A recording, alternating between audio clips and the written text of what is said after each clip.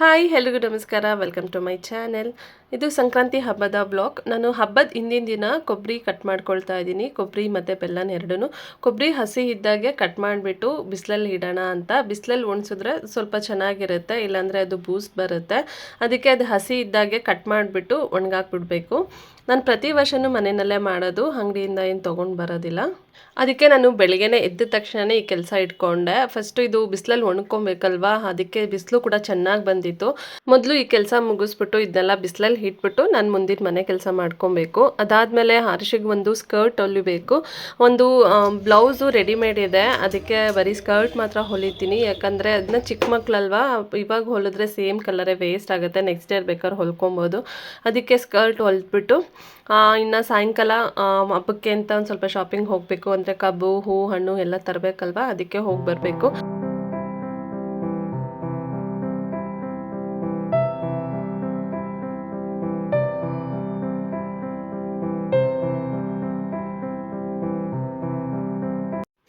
ಈ ಸ್ಯಾರಿನಲ್ಲೇ ಅವಳಿಗೊಂದು ಸ್ಕರ್ಟ್ ಹೊಲಿಯೋಣ ಅಂತ. Same pink ಕಲರೇ readymade blouse ಇದೆ, ಅದಕ್ಕೆ ನಾನು ಈ ಸ್ಯಾರಿನಲ್ಲೂ ಬ್ಲೌಸ್ಗೇನು ಕಟ್ ಮಾಡ್ತಿಲ್ಲ. ಇವಾಗ ಕಟ್ ಮಾಡಿದ್ರೆ ವೇಸ್ಟ್ ಆಗೋಗುತ್ತೆ, ಇನ್ನು ಬೆಳೆಯೋ ಮಕ್ಕಳಲ್ವಾ, ನೆಕ್ಸ್ಟ್ ಇಯರ್ ನೆಕ್ಸ್ಟ್ ಯಾವ್ದಾರ ಫೆಸ್ಟಿವಲ್ಗೆ ಹೊಲಿಬೋದು ಅಂತ. ಈ ಸ್ಯಾರಿನ ನಾನು ಆ್ಯಕ್ಚುಲಿ ಲಾಸ್ಟ್ ಟೈಮು ನಾನು ಚೆನ್ನೈ ಸಿಲ್ಕ್ಸ್ಗೆ ಹೋಗಿದ್ದೆ, ಆವಾಗ ಒಂದು 2-3 ಸ್ಯಾರಿ ಎತ್ಕೊಂಬಂದಿದ್ದೆ ಆರುಷಿಗೆ ಈ ಥರ ಟ್ರೆಡಿಷ್ನಲ್ ವೇರ್ ಹೊಲಿಯೋಣ ಅಂತ. ಈ ಸಲ ಸ್ಕರ್ಟ್ನ ನಾನು ಬಾಕ್ಸ್ ಪ್ಲೀಟ್ ಮಾಡೋಣ ಅಂತ. ಅದಕ್ಕೆ ಎಷ್ಟು ಮೀಟ್ರ್ ಬಟ್ಟೆ ಬೇಕಾಗುತ್ತೆ ಅಂತ ಮೆಜರ್ ಮಾಡಿಕೊಂಡು ಫಸ್ಟೇ ಕಟ್ ಮಾಡಿ ಎತ್ತಿಟ್ಕೊಳ್ತಾ ಇದ್ದೀನಿ.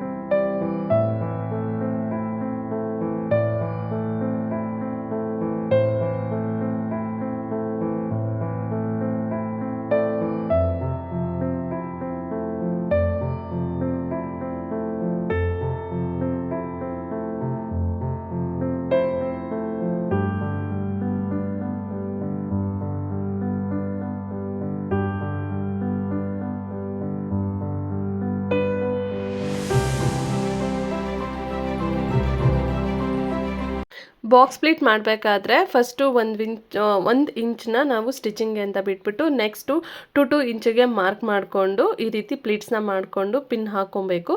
ಇಲ್ಲಾಂದರೆ ಡೈರೆಕ್ಟ್ ಸ್ಟಿಚ್ ಮಾಡ್ಬೇಕಾದ್ರೂ ಕೂಡ ಈ ರೀತಿ ಪ್ಲೀಟ್ಸ್ ಮಾಡ್ಕೊಬೋದು.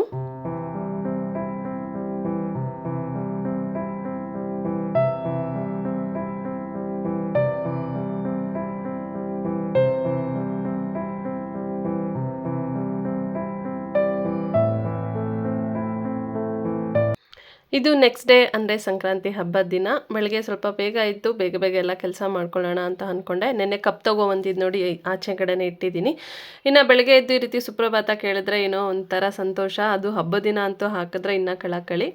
ಇಲ್ಲಿ ಎಳ್ಳು ಮಿಕ್ಸ್ ಮಾಡೋದಕ್ಕೆ ಎಲ್ಲ ರಾತ್ರಿನೇ ರೆಡಿ ಮಾಡಿ ಇಟ್ಟಿದ್ದೀನಿ. ಇವಾಗೇನು ಮಿಕ್ಸ್ ಮಾಡಲ್ಲ, ಇನ್ನೊಂದು ಸ್ವಲ್ಪ ಬಿಸಿಲಲ್ಲಿ ಒಣಗಿಸೋಣ ಅಂತ ಒಣಗಿಸ್ಬಿಟ್ಟು ಆಮೇಲೆ ಮಿಕ್ಸ್ ಮಾಡ್ತೀನಿ. ನಮ್ಮ ಮನೇಲಿ 1-2 ಮಡಿಕೆ ಇತ್ತು, ಹಬ್ಬಕ್ಕೆ ಏನಾದ್ರು ಡೆಕೋರೇಷನ್ ಮಾಡೋಣ ಅಂತ ಅಂದ್ಕೊಂಡ್ವಿ. ಇನ್ನು ನಮ್ಮ ಆರುಷಿ ನಮ್ಮ ಪೇಂಟಿಂಗು ಡ್ರಾಯಿಂಗ್ ಅಂದರೆ ಅವಳಿಗೆ ತುಂಬ ಇಷ್ಟ. ನಾನು ಈ ರೀತಿ ಪೇಂಟ್ ಎಲ್ಲ ತಗೊಂಡು ಕೂತ್ಕೊಂಡಿದ್ರೆ ಅಮ್ಮ ನಾನು ಮಾಡ್ತೀನಿ ಅಂತ ಬಂದು ಕೂತ್ಕೊಂಡು ಮಾಡ್ತಾ ಇದ್ದಾಳೆ.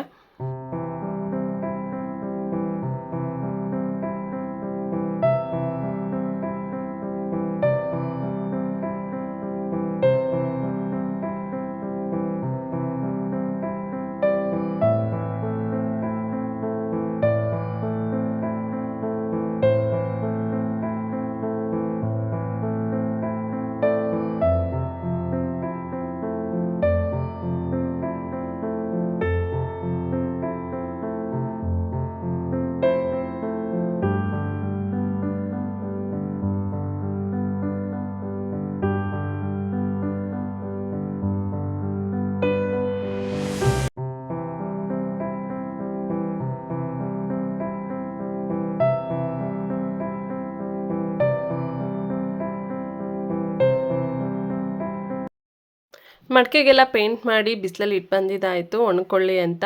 ಇನ್ನು ನಾನು ಸ್ನಾನ ಮಾಡಿಕೊಂಡು ಇನ್ನು ಅಡುಗೆಗೆ ಇಟ್ಕೊಂಡು ಹಾಗೆ ದೇವ್ರನ್ನ ರೆಡಿ ಮಾಡ್ಕೊಳ್ಳೋಣ ಅಂತ ಅಂದ್ಕೊಂಡೆ. ಮೊದಲು ನಾನಿಲ್ಲೇ ಸ್ಟವ್ನ ಪೂಜೆ ಮಾಡಿಬಿಟ್ಟು ಆಮೇಲೆ ಅಡುಗೆ ಶುರು ಮಾಡ್ತಾಯಿದ್ದೀನಿ.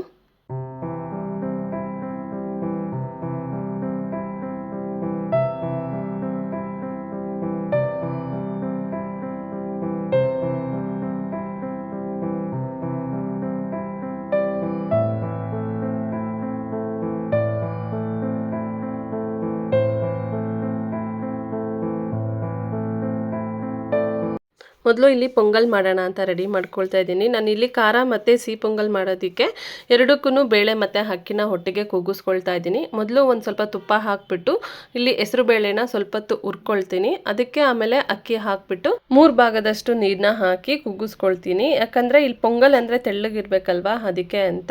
ಇವಾಗ ನಾನು ಒಂದು ಅರ್ಧ ಗ್ಲಾಸು ಬೇಳೆ ಮತ್ತು ಅರ್ಧ ಗ್ಲಾಸ್ ಅಕ್ಕಿ ತೊಗೊಂಡಿದ್ರೆ ಅದಕ್ಕೆ 3ರಷ್ಟು ನೀರನ್ನ ಹಾಕಿಬಿಟ್ಟು ಒಂದು 2ರಿಂದ 3 ವಿಷಿಲ್ ಕೂಗಿಸ್ಕೊಂಡ್ರೆ ಸಾಕು.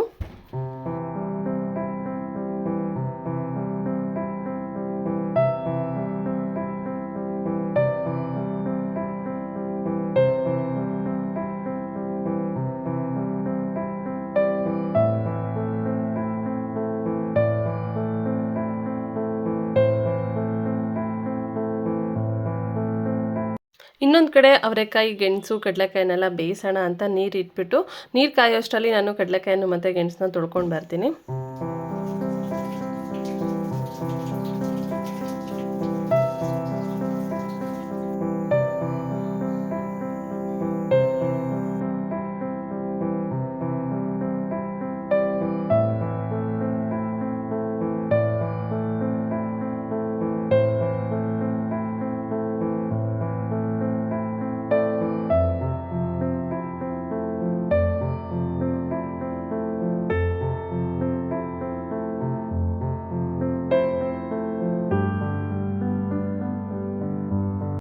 ಮುಂಚೆ ಇಟ್ಟಿದ್ದ ಪಾತ್ರೆ ಚಿಕ್ಕದಾಗೋಯ್ತು, ಅದಕ್ಕೆ ನಾನು ಬೇರೆದು ದೊಡ್ಡದ ಪಾತ್ರೆ ಇಟ್ಟೆ. ಅದಕ್ಕೆ ನಾನು ಕಡಲೆಕಾಯಿ, ಗೆಣಸು, ಅವರೆಕಾಯಿ ಎಲ್ಲ ಒಟ್ಟಿಗೆ ಹಾಕಿ ಬೇಯಿಸ್ಬೇಕಲ್ವ, ಅದಕ್ಕೆ ದೊಡ್ಡ ಪಾತ್ರೆನೇ ಸರಿ ಅಂತ ಹೇಳಿ ಬದಲಾಯಿಸ್ಬಿಟ್ಟು ಬೇರೆದಕ್ಕೆ ಹಾಕಿ ಬೇಯಿಸ್ತಾ ಇದ್ದೀನಿ.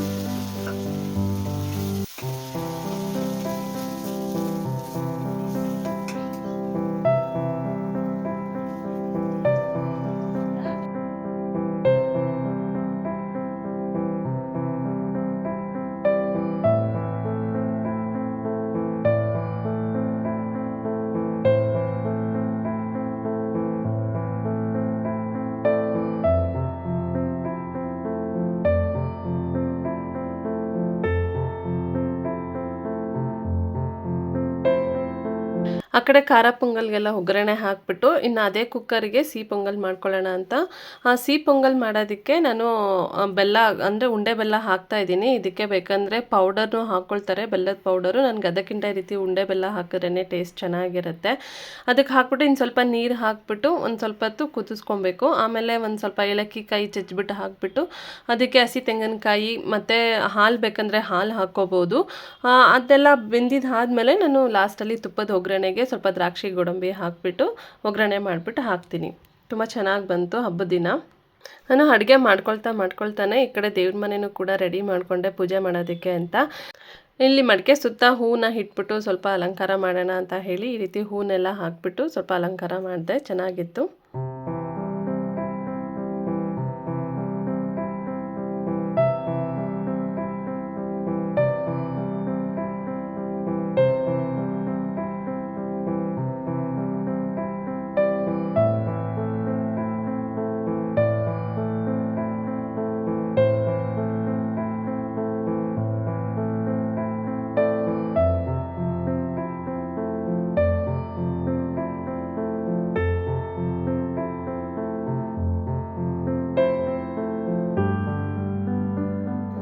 ಇವಾಗ ಇನ್ನು ಎಳ್ಳು ಮಿಕ್ಸ್ ಮಾಡಿರಲಿಲ್ವಲ್ಲ, ಅದಕ್ಕೆ ಎಳ್ಳು ಮಿಕ್ಸ್ ಮಾಡಿ ಎತ್ತಿಟ್ಬಿಡೋಣ ಅಂತ ಹೇಳಿ ಎಲ್ಲ ಮಿಕ್ಸ್ ಮಾಡ್ಕೊಳ್ತಾ ಇದ್ದೀನಿ.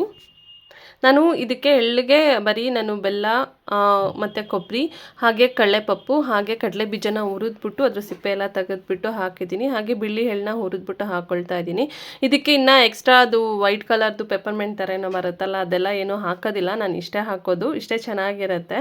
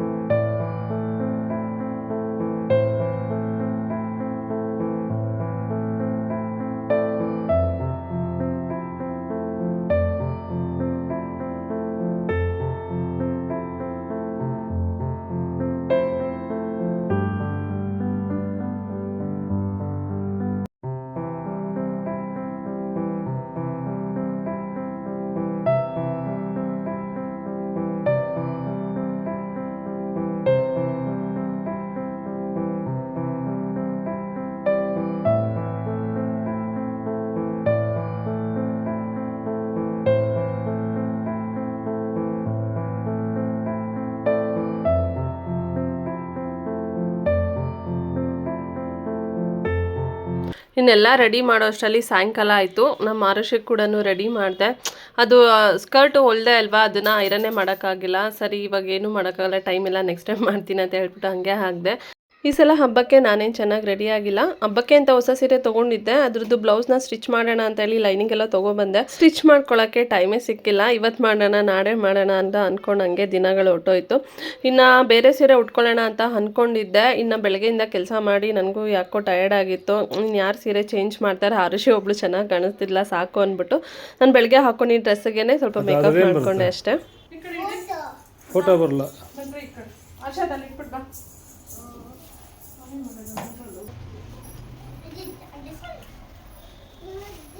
ಈ ಸಲ ಸಂಕ್ರಾಂತಿ ಹಬ್ಬಕ್ಕೆ ದೇವ್ರ ಹತ್ರ ಸ್ವಲ್ಪ ಚೆನ್ನಾಗಿ ರೆಡಿ ಮಾಡಿದ್ದೆ, ಬಟ್ ಆದರೆ ನಾನೇ ರೆಡಿ ಆಗಿಲ್ಲ. ಸ್ವಲ್ಪ ಚೆನ್ನಾಗಿ ಫೋಟೋ ತಗೊಂಬೋದಿತ್ತು ಅಂತ ಅಂದ್ಕೊಂಡಿದ್ದೆ, ಬಟ್ ರೆಡಿ ಆಗೋಕ್ಕೆ ಯಾಕೋ ಟೈಮೇ ಸಿಕ್ಕಿಲ್ಲ. ಇನ್ನೇನು ಮಾಡೋದು ಅಂತ ಹೇಳಿ ಹಾಗೆ ಪೂಜೆ ಮಾಡಿದ್ದಾಯಿತು. ಆದರೆ ದೇವ್ರ ಮನೆಯೆಲ್ಲ ಚೆನ್ನಾಗಿ ಕಾಣಿಸ್ತಾ ಇತ್ತು, ತುಂಬ ಖುಷಿ ಆಯಿತು. ನಮ್ಮ ಆರುಷಿನೂ ಕೂಡ ಚೆನ್ನಾಗಿ ರೆಡಿ ಆಗಿದ್ಲು, ಅವಳದೇ ಫೋಟೋ ತೆಗೆದೆ.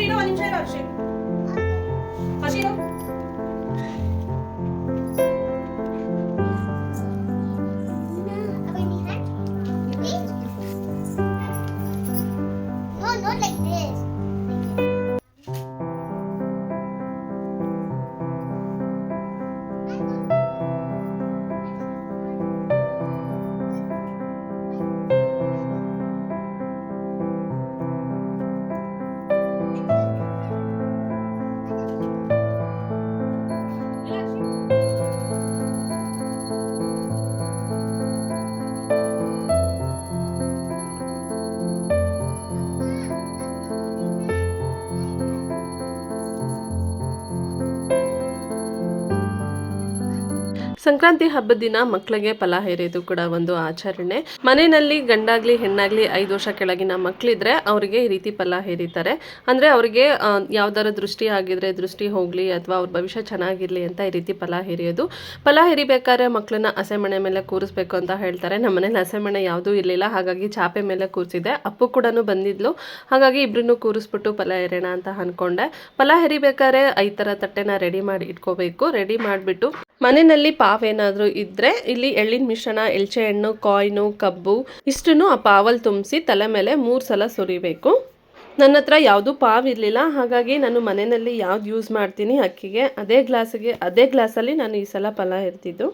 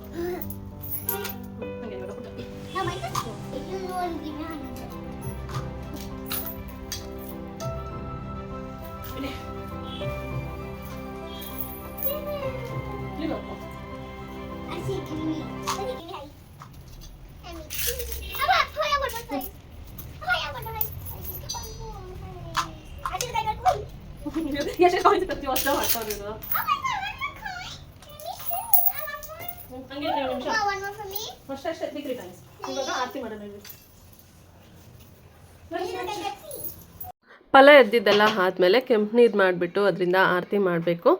ನಮ್ಮ ಆರುಷಿ ಅಪ್ಪು ಅಂತೂ ನಾವು ಹಾಕಿದ್ದು ಸಾಕಾಗಿಲ್ಲ ಅಂತ ಮತ್ತೆ ಅವರು ತೆಗ್ದು ಹಾಕೊಳ್ತಾ ಇದ್ದಾರೆ. ಅವರಿಬ್ಬರನ್ನ ಇಟ್ಕೊಂಡು ಈ ರೀತಿ ಏನಾರ ಮಾಡೋಷ್ಟರಲ್ಲಿ ನನಗಂತೂ ಸಾಕಾಗೋಗ್ಬಿಟ್ಟಿರುತ್ತೆ. ಈ ರೀತಿ ಆರತಿ ಎಲ್ಲ ಮಾಡಿದ್ದಾದ್ಮೇಲೆ ಪಕ್ಕದ ಮನೆಯವ್ರಿಗೆಲ್ಲ ಎಳ್ಳು ಕೊಡೋದಕ್ಕೆ ಹೋಗಬೇಕು.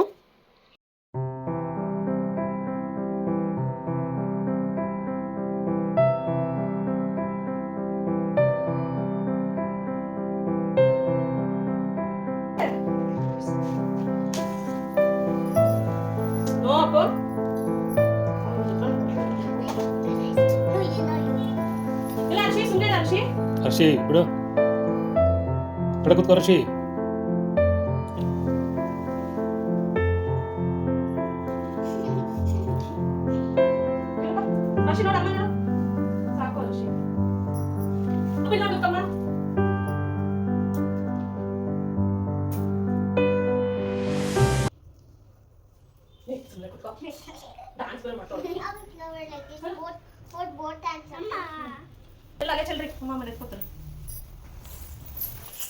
No. ಅಪ್ಪು ಹೊಡಿತೀನಿ ಹರ್ಷಿ, ಹೊಡಿತೀನಿ ನೋಡಿ. ಎಲ್ಲ ಹೇಳ್ಕೊಡ್ತಾರೆ.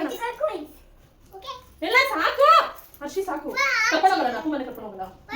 ಅದು ಮಾಮಿದು ಬಾ. ತಾರೆ ಸರ್ ನೋಡ.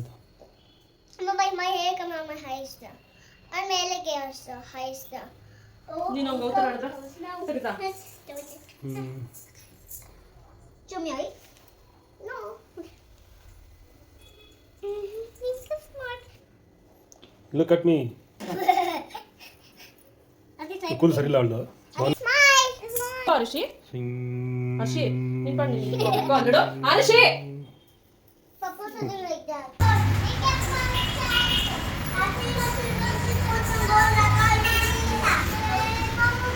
ಹರ್ಷಿ ಇಲ್ಲೇ ಪಕ್ಕದ ಮನೆ ಯಾರದು? ಕೊಟ್ಟು ನೋಡಿ ಅಪ್ಪ ಎತ್ತು ಮಗನೆ ಒಂದು ದುಪ್ಪಟ ದುಪ್ಪಟ ಆಯ್ತು ಏನಕ್ಕೆ ಹಿಂಗೆ ಆಗ್ತಿದ್ಯಾ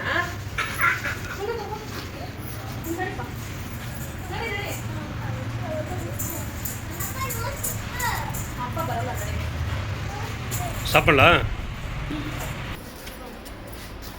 ನಡಿ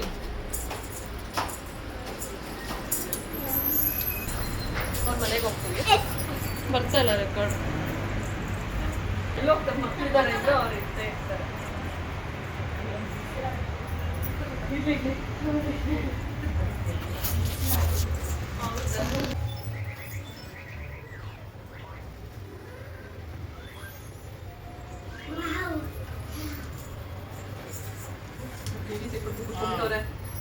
ಆರಾಮಾಗಿ